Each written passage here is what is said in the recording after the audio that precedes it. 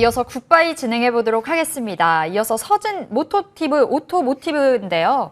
2,900원에 20% 자동차 부품주죠. 지금 약손실권이신데 시장이 흔들리고 있다 보니까 앞으로 어떻게 해야 될지 고민이실 것 같습니다. 도와주세요. 네, 매수 금지 의견 드리겠습니다. 매수 금지 바로 때려주세요. 이거 매수 금지고요. 절대로 이런 거 잡지 마세요. 일단 왜 그러냐? 제가 항상 말씀드리죠. 위쪽에 보면은 여기에 뭐라고 적혀 있습니다. 주황색 표시가 적혀 있는데 카메라를 한번 줌을 쫙 당겨보면요. 주황색 표시로 해서 관 이렇게 적혀 있습니다. 관짝이 들어간다는 뜻이 아닙니다. 관리 종목이라는 뜻이에요. 이런 거 잘못 잡으면 큰일 나요, 여러분. 이런 거는 왜 관리 종목인가? 회사가 부실하기 때문에 투자할 때 이거는 유의해야 된다. 그리고 거래소에서 좀 관리를 하겠다라는 뜻이에요. 너희가 잘 되고 있는가? 회사가 지금 문제가 있는 것 같은데 문제 해결할 수 있는 능력이 있는가 없는가 우리가 좀 지켜볼게 라는 건데 이런 기업들은 풍파가 굉장히 많을 수밖에 없어요. 무상 감자에 대한 이야기 나올 수도 있고 유상 증자 이야기 나올 수 있고 좀 심각하면은 보고서 제대로 못 내가지고 상폐되는 경우들도 허다합니다. 그러면 이런 기업을 왜 샀습니까? 살 필요도 없었던 거죠. 그래서 일단 매수하셨다라고 한다면은 당장은 대응 방법을 반등 나올 때 바로 매도하셔야 된다라는 전략을 드려보고 싶고 이런 건 오래 가져갈수록 안 좋습니다. 가면 갈수록 썩는 기업이에요. 그래서 저는 정리하자라는 의견을 드릴 거고요. 예를 들어서 우리가 예상하지 못한 제3자 배정 유상증자 이런 것들을 통해서라든지 매각 이야기를 통해서 급등하는 경우도 있지만 그건 탈출의 기회인 거지 더 가져가도 되는 기회는 아닙니다. 그래서 혹여나 생길 이상 급등 시에는 바로 매도하시길 바라겠고 밑으로 빠질 때 저점이 무너지면 손절하라. 바로 접목시켜서 아래쪽에 2,500원 무너지면은 손절하시길 바라겠습니다. 네, 관리 종목은 신중해봐야겠죠. 서진 오토모티브 매수 금지 사인 받아보고요. 반등하면 바로 매도해보도록 하겠습니다. 자, 한국가스공사 신규 매수할까요? 한국전력 살까요? 연락 주셨는데요. 어제 이어서 오늘 한국가스공사는 2% 넘게 떨어지면서 35,000원 선에서 등락이고 한국전력도 좀 답답합니다. 어떤 종목 괜찮나요? 둘 다 좋긴 한데 저는 한국전력을 선택하도록 하겠습니다. 한국전력 매수 가능 사인 드려보도록 하고요. 일단 한국전력이 매수 가능한데 여기에는 제가 코멘트를 하나 드리도록 하죠. 시간적 여유가 있고 2년 이상 투자하실 분들만 들어가라. 그리고 추가 매수에 대한 대비를 반드시 해야 된다. 그 이야기를 드려보도록 할게요. 일단 탈원전이라고 하는 부분 아마 지금 이제 대선 때 어떻게 될지 모르겠습니다만은 대선 때 어떻게 되느냐에 따라서 탈원전이라는 이야기들이 조금 변화가 생길 수 있을 것 같고요. 그리고 탈원전 이야기가 변화가 생기지 않더라도 지금 회사 적자입니다. 이 회사 적자가 나면 누구의 돈으로 메꿔야 될까요? 사장의 돈이 메꿔야 될까요? 사장이 누군데요? 우리나라입니다. 그렇기 때문에 우리 세금으로 메꿔야 되는 돈이에요. 그렇기 때문에 결국 영업이익을 내기 위해서 전기를 올릴 수밖에 없습니다. 그 말을 지금 당장 떨어져 있는 게 저는 위기가 아니라 기회다라고 생각하는 거예요. 어떤 기회예요? 싸게 살 수 있는 기회. 그래서 한국전력을 장기 투자를 계획하고 계신다면은 지금 매수 가능하고요. 떨어지면 2만 원대 추가 매수하면 되니까 별로 걱정이 없고 주식 증시와는 전혀 상관없이 매매할 수 있는 기업이기 때문에 저는 가능 사인 드려보도록 하겠습니다. 네, 둘 다 좋은데 한국전력 쪽으로 손을 들어주셨습니다. 다만 성급한 수익을 원하기보다 2년가량 좀 길게 보고 담아가자 이야기 주셨네요. 자, 태경케미칼입니다. 신규 매수 문의 주셨고요. 마켓컬리 관련주입니다. 어제 6% 넘는 시세 분출 보였고 오늘은 하락하고 있고요. 꽤 많이 올라와 있는데 매수는 안 되겠죠? 일단 이거는 이제 실력이 있는 자들이 달려드는 곳이죠. 저라면 이거 사실 삽니다. 저는 이거 삽니다. 근데 저는 실력이 있으니까 사는 거고요. 여러분들께는 매수 금지 의견 드리도록 하겠습니다.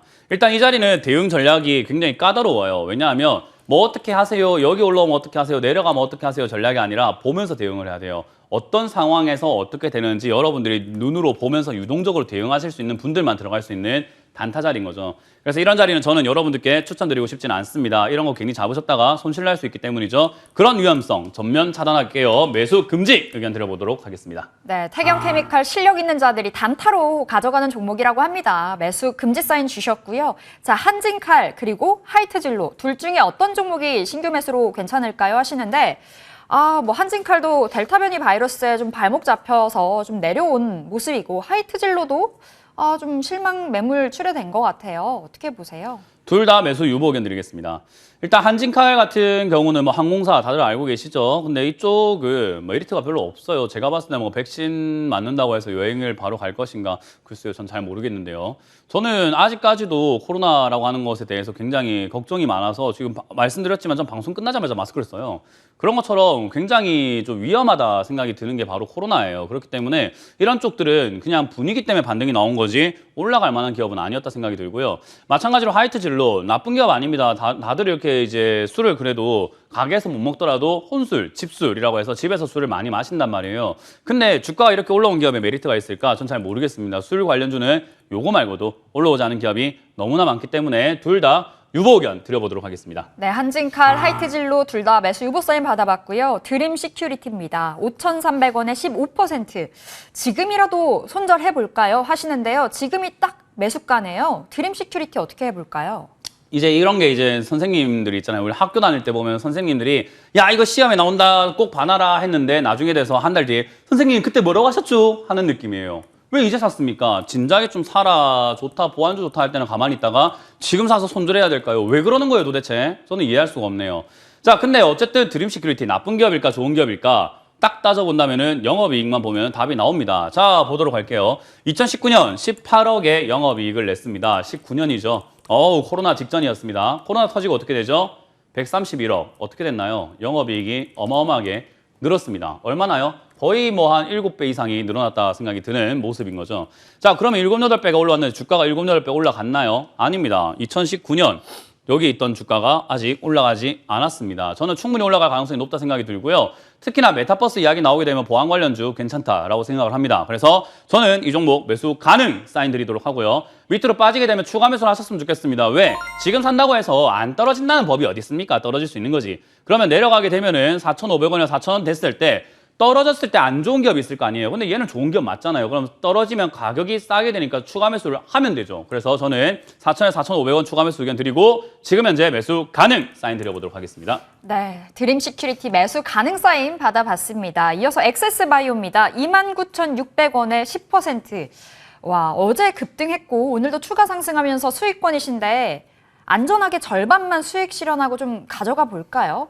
네, 액세스바이오와 진단키트 관련주들은 제가 상담을 정말 많이 했습니다. 진단키트 관련주는 다시 올라간다. 여기서부터 이야기했거든요. 많은 사람들이 비난을 했어요. 진단키트 끝났다. 뭐 진단키트가 필요하냐. 뭐 안 된다. 뭐 다른 방송에서 진단키트 안 좋다고 하는데 왜 너는 좋다고 하냐. 어떻게 되는데요? 깝깝합니다. 사람들 눈앞만 보는 거죠. 올라가죠. 그리고 진단키트가 떨어졌을 때도 제가 말씀드렸던 게 진단키트 관련주 또 올라갑니다. 이건 올라갈 수밖에 없습니다. 그리고 앞으로 더 갈 수밖에 없어요.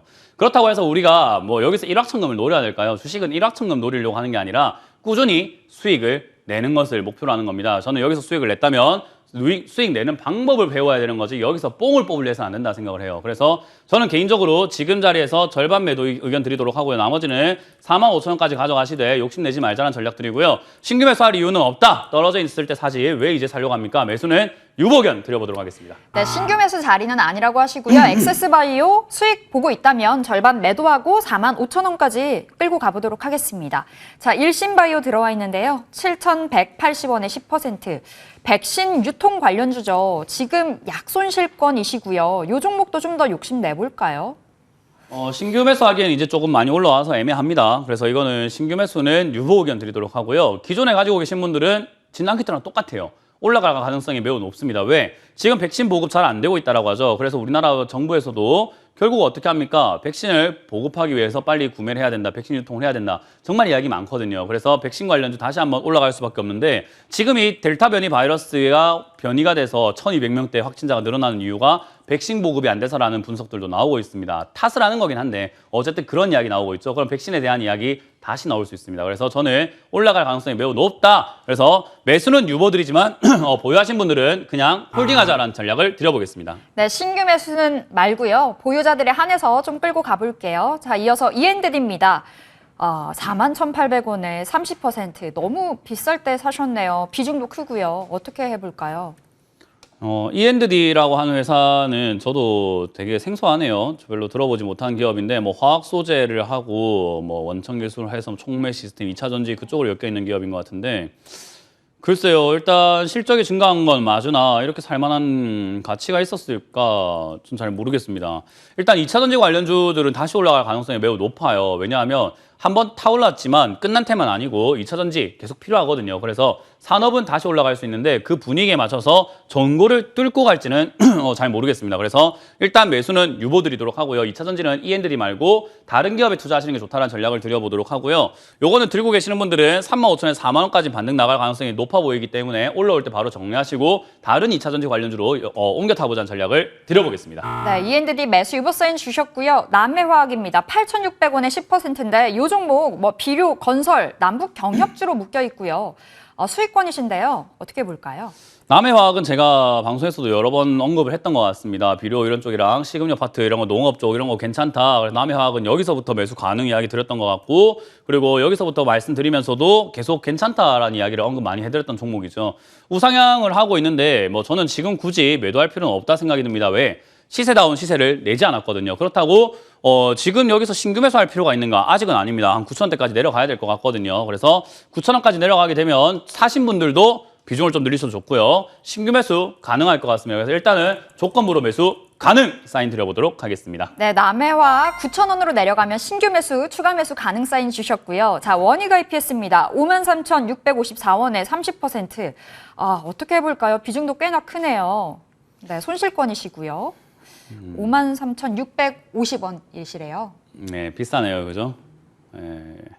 일단 차트 정말 안 좋네요. 차트가 오늘 저점을 깨고 있죠. 저점 깨면 손절하라라고 말씀드렸는데 오늘 하실 수 있다면 손절하시는 게 제일 좋겠네요. 이거는 뭐 딱히 뚜렷한 대응 전략 나오기가 힘듭니다. 그래서 저는 개인적으로 이런 저점 무너질 때는 손절하는 게 제일 좋다라고 말씀드렸고, 시청을 많이 해주셨던 오래된 시청자분들은 아실 거예요. 제가 이럴 때 손절하라고 하고 난 다음에 어떻게 됐는지. 올라간 기업들도 분명히 있습니다. 10개 중에 한두 개는 올라간다고 했죠. 근데 8, 9개는 전부 다 여기서 계속 하락세를 타고 내려가는 경우들이 많습니다. 지금 이거는 시청자님 판단해야 될 것 같습니다. 저는 손절 의견 드리고 매수는 유보 의견 드리도록 하겠습니다. 네, 원희가 EPS 손절과 매수 유보 사인 주셨습니다.